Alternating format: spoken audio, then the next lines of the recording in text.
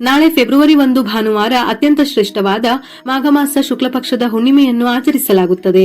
ಶಾಸ್ತ್ರಗಳಲ್ಲಿ ಎಲ್ಲಾ ಹುಣ್ಣಿಮೆಗಳಿಗೆ ವಿಶೇಷ ಮಹತ್ವವಿದ್ದರೂ ಮಾಘ ಹುಣ್ಣಿಮೆಯನ್ನು ವಿಶೇಷವಾಗಿ ಫಲಪ್ರದವೆಂದು ಹೇಳುತ್ತಾರೆ. ಮಾಘಮಾಸದಲ್ಲಿ ವಿಷ್ಣುವು ನೀರಿನಲ್ಲಿ ನೆಲೆಸುತ್ತಾನೆ. ಆದ್ದರಿಂದ ಮಾಘ ಹುಣ್ಣಿಮೆಯಂದು ಪವಿತ್ರ ನದಿಗಳಲ್ಲಿ ಸ್ನಾನ ಮಾಡುವುದು ವಿಶೇಷ ಮಹತ್ವವನ್ನು ಹೊಂದಿದೆ. ಈ ದಿನದಂದು ಸತ್ಯನಾರಾಯಣ ದೇವರನ್ನು ಪೂಜಿಸಲಾಗುತ್ತದೆ. ನಾಳೆ ಅತ್ಯಂತ ಶಕ್ತಿಶಾಲಿ ಮಾಘ ಹುಣ್ಣಿಮೆ ಮತ್ತು ರವಿಪುಷ್ಯಮಿ ಯೋಗಗಳು ಕೂಡಿ ಬರಲಿದೆ. ಇದರ ಜೊತೆಯಲ್ಲಿ ನಾಳೆಯ ದಿನ ಸರ್ವಾರ್ಥ ಸಿದ್ಧಿಯೋಗ ಮತ್ತು ಅಮೃತ ಸಿದ್ಧಿಯೋಗದಂತಹ ಶುಭ ಗಳಿಗೆಗಳು ಕೂಡ ಏರ್ಪಡುತ್ತಿವೆ.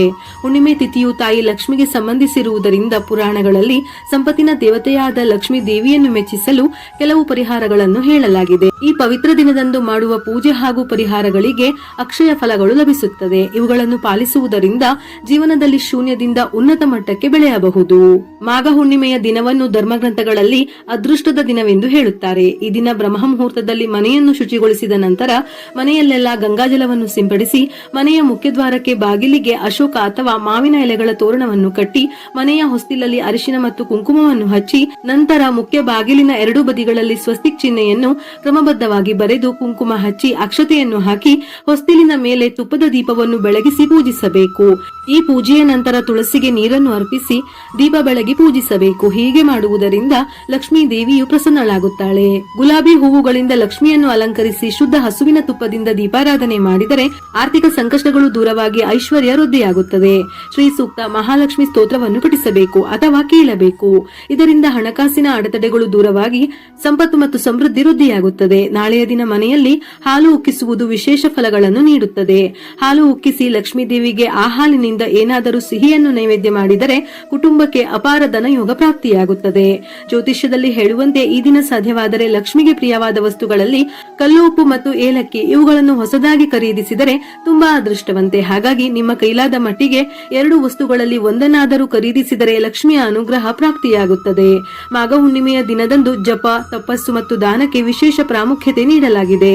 ಧಾರ್ಮಿಕ ಗ್ರಂಥಗಳ ಪ್ರಕಾರ ಈ ದಿನದಂದು ಬಡವರು ಮತ್ತು ನಿರ್ಗತಿಕರಿಗೆ ಎಳ್ಳು, ಕಂಬಳಿ, ತುಪ್ಪ, ಹಣ್ಣು ಇತ್ಯಾದಿಗಳನ್ನು ದಾನ ಮಾಡಿ. ಇದರೊಂದಿಗೆ ದೇವರ ಮನೆಯಲ್ಲಿ ತುಪ್ಪದ ಅಖಂಡ ದೀಪವನ್ನು ಹಚ್ಚಿ ಅದರಲ್ಲಿ 4 ಲವಂಗಗಳನ್ನು ಹಾಕಿ. ಹೀಗೆ ಮಾಡುವುದರಿಂದ ಹಣ ಮತ್ತು ಧಾನ್ಯಗಳ ಕೊರತೆ ಇರುವುದಿಲ್ಲ. ಧನಾತ್ಮಕ ಶಕ್ತಿಯು ಹರಡುತ್ತದೆ. ಈ ದಿನದಂದು ಭಗವದ್ಗೀತೆ, ವಿಷ್ಣು ಸಹಸ್ರನಾಮ ಅಥವಾ ಗಜೇಂದ್ರ ಮೋಕ್ಷವನ್ನು ಪಠಿಸಬೇಕು. ಪುರಾಣಗಳಲ್ಲಿ ಹುಣ್ಣಿಮೆಯೆಂದು ಈ 3 ಪಠಿಸುವುದು ಬಹಳ ಪವಾಡವನ್ನು ಸೃಷ್ಟಿಸುತ್ತದೆ ಎಂದು ಹೇಳುತ್ತಾರೆ. ಹೀಗೆ ಮಾಡುವುದರಿಂದ ಎಲ್ಲಾ ತೊಂದರೆಗಳು ದೂರವಾಗುತ್ತವೆ. ಕುಟುಂಬದ ಸದಸ್ಯರು ಪ್ರಗತಿ ಹೊಂದುತ್ತಾರೆ. ಅದೇ ಸಮಯದಲ್ಲಿ ಮನೆಯಲ್ಲಿ ಅಥವಾ ನಿಮ್ಮ ಸುತ್ತಲೂ ಇರುವ ನಕಾರಾತ್ಮಕ ಶಕ್ತಿಯು ನಾಶವಾಗುತ್ತದೆ. ಧನಾತ್ಮಕ ಶಕ್ತಿಯು ನಿಮ್ಮ ಸುತ್ತಲೂ ಪರಿಚಲನೆಯಾಗುತ್ತದೆ. ಇದರಿಂದಾಗಿ ನಿಮ್ಮ ಎಲ್ಲಾ ಕೆಲಸಗಳು ಪ್ರಾರಂಭವಾಗುತ್ತದೆ. ಹಿಂದೂ ಧರ್ಮದಲ್ಲಿ ಅಶ್ವತ್ಥ ಮರಕ್ಕೆ ವಿಶೇಷ ಪ್ರಾಮುಖ್ಯತೆ ನೀಡಲಾಗಿದೆ. ಅದರಲ್ಲಿ ಮುಕ್ಕೋಟಿ ದೇವತೆಗಳು ನೆಲೆಸಿದ್ದಾರೆಂದು ಹೇಳುತ್ತಾರೆ. ಈ ದಿನ ಹಾಲನ್ನು ನೀರಿನೊಂದಿಗೆ ಬೆರೆಸಿ ಅಶ್ವತ್ಥ ಮರಕ್ಕೆ ಅರ್ಪಿಸಬೇಕು. ಇದಾದ ನಂತರ ಸಂಜೆ ಅಶ್ವತ್ಥ ಮರದ ಕೆಳಗೆ ತುಪ್ಪದ ದೀಪವನ್ನು ಬೆಳಗಿಸಬೇಕು. ಇದರಿಂದ ತಾಯಿ ಲಕ್ಷ್ಮಿಯ ಆಶೀರ್ವಾದದ ಜೊತೆ ಮುಕ್ಕೋಟಿ ದೇವತೆಗಳ ಅನುಗ್ರಹ ಲಭಿಸುತ್ತದೆ. ಪರ್ಸ್ನಲ್ಲಿ 2 ಏಲಕ್ಕಿ ಇಟ್ಟುಕೊಳ್ಳುವುದರಿಂದ ಅನಗತ್ಯ ಖರ್ಚುಗಳು ಕಡಿಮೆಯಾಗುತ್ತದೆ. ಬಡವರಿಗೆ ಅಕ್ಕಿ ಅಥವಾ ಛತ್ರಿಯನ್ನು ದಾನ ಮಾಡುವುದು ಅಶ್ವಮೇಧ ಯಾಗ ಮಾಡಿದಷ್ಟು ಪುಣ್ಯ ನೀಡುತ್ತದೆ. ಮಾಘ ಹುಣ್ಣಿಮೆಯು ಪಾರ್ವತಿ ದೇವಿಗೆ ಪ್ರಿಯವಾದ ದಿನ. ಅರಿಶಿನದಿಂದ ಗೌರಿ ದೇವಿಯನ್ನು ಮಾಡಿ ಪೂಜಿಸಿದರೆ ವಿವಾಹ ಯೋಗ ಕೂಡಿ ಬರುತ್ತದೆ. ಹುಣ್ಣಿಮೆಯೆಂದು ಉಪವಾಸ ಮಾಡುವುದು ಕುಟುಂಬಕ್ಕೆ ಮಂಗಳಕರ. ಸಾಯಂಕಾಲ ಮನೆಯ ಮುಂದೆ 2 ದೀಪಗಳನ್ನು ಹಚ್ಚಿ ಚಂದ್ರನನ್ನು ನೋಡಿ ನಮಸ್ಕರಿಸಬೇಕು. ಹುಣ್ಣಿಮೆಯ ಚಂದ್ರನ ಕಿರಣಗಳಿಗೆ ಹೆಚ್ಚಿನ ಶಕ್ತಿ ಇರುತ್ತದೆ.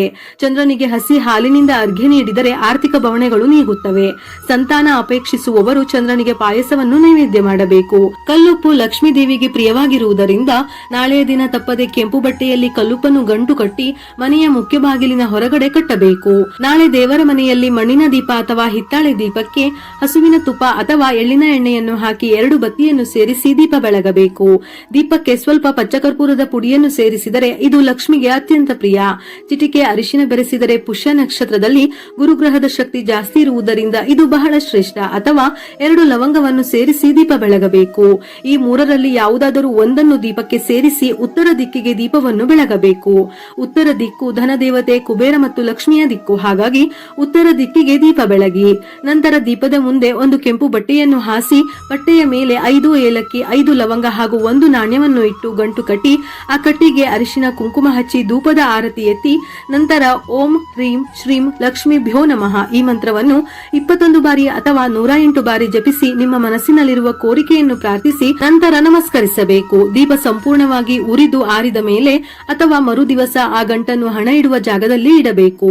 ಇದರಿಂದ ಹಣಕಾಸಿನ ಸಮಸ್ಯೆಗಳು ನಿವಾರಣೆಯಾಗಿ ಸಂಪತ್ತು ವೃದ್ಧಿಯಾಗುತ್ತದೆ. ಇದರ ಜೊತೆಯಲ್ಲಿ ನಿಮ್ಮ ಮನಸ್ಸಿನ ಕೋರಿಕೆಗಳು ಈಡೇರುತ್ತದೆ. ಈ ಪರಿಹಾರವನ್ನು ನಾಳೆ ಸಂಜೆ 6 ಗಂಟೆಯಿಂದ 7 ಗಂಟೆ 30 ನಿಮಿಷದ ಒಳಗೆ ಮಾತ್ರ ಮಾಡಬೇಕು. ನಾಳೆ ರವಿಪುಷ್ಯ ಯೋಗ ಇರುವುದರಿಂದ ಈ ಸಮಯದಲ್ಲಿ ದೈವಿ ಶಕ್ತಿ ಹೆಚ್ಚಿರುತ್ತದೆ.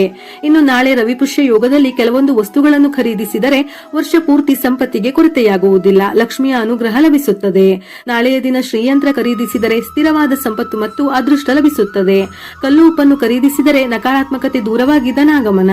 ಹಿತ್ತಾಳೆ ಪಾತ್ರೆ ಖರೀದಿಸಿದರೆ ಗೌರವ, ಪ್ರತಿಷ್ಠೆ ಮತ್ತು ಜ್ಞಾನ ವೃದ್ಧಿ. ಗೋಮತಿ ಚಕ್ರ ಖರೀದಿಸಿದರೆ ಶತ್ರು ಭಯ ನಿವಾರಣೆ ಮತ್ತು ರಕ್ಷಣೆ. ಅಕ್ಕಿ ಮತ್ತು ಗೋಧಿ ಖರೀದಿಸಿದರೆ ಮನೆಯಲ್ಲಿ ಎಂದಿಗೂ ಆಹಾರದ ಕೊರತೆ ಇರುವುದಿಲ್ಲ.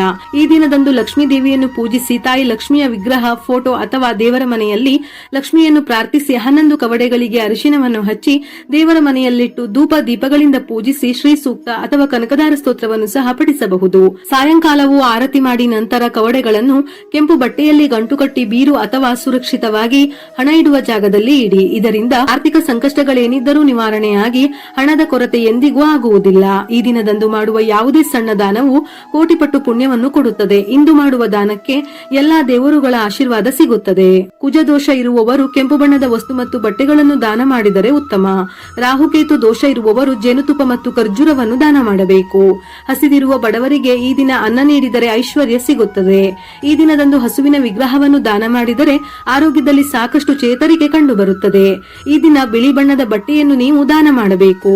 ಬಿಳಿ ಬಣ್ಣವು ಲಕ್ಷ್ಮೀ ದೇವಿಗೆ ಪ್ರಿಯವಾದ ಬಣ್ಣಗಳಲ್ಲಿ ಒಂದಾಗಿದ್ದು ಇದನ್ನು ನಿಮ್ಮ ಕೈಯಾರೆ ಸ್ಪರ್ಶಿಸಿ ಬಡವರಿಗೆ, ನಿರ್ಗತಿಕರಿಗೆ ದಾನವಾಗಿ ನೀಡುವುದರಿಂದ ಧನಲಾಭ ಆಗುವುದರ ಜೊತೆ ಸಕಲ ಐಶ್ವರ್ಯ ಪ್ರಾಪ್ತಿಯಾಗುತ್ತದೆ.